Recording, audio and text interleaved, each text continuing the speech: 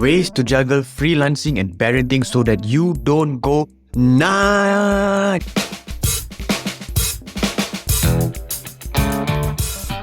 What happens when you start having your own family together with juggling your work and your family? What is going to happen when you're on call with a client but at the same time your kid is scribbling on the wall or on the floor? How are you going to balance all this as a freelancing parent? Sounds crazy and frustrating already, but don't worry, I'm here today to show you on some tips on how you can juggle the lifestyle of freelancing together with parenting. Firstly, take advantage of the flexibility you have as a freelancer. One best part of being a freelancing parent or individual is the ability to set your own time schedules. Being your own boss means you can simply set your priorities and duties wisely, as duties and work change day by day. For example, plan your day wisely. Plan your day one day ahead, where if the next day you need to settle your kids first in terms of schooling or food or whatever it is, then settle them first, and then you can come back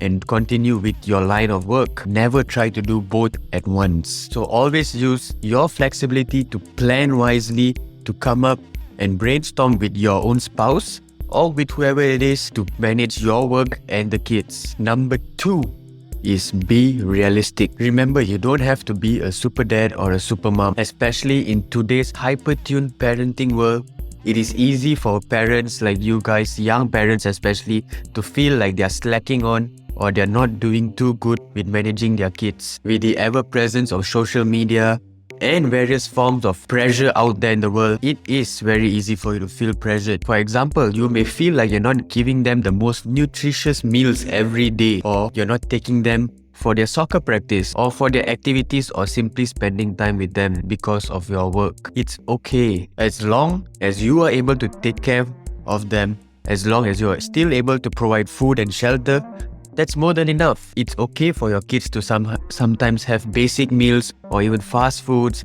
when you don't have the time to cook proper home-cooked meals for them. So the moral of the story is, don't set so high standards or don't fall down to the pressure of the outside world.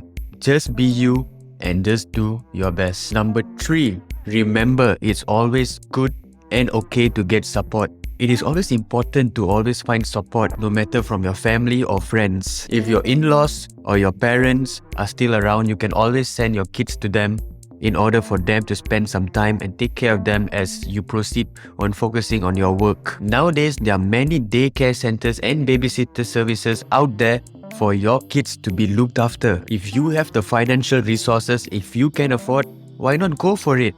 As long as your burden is lifted. So go for support, because there's nothing to be embarrassed about. And last but not least is to simply make time for you. Freelancers in general can be very busy, and imagine freelancing parents, how busy will you guys get?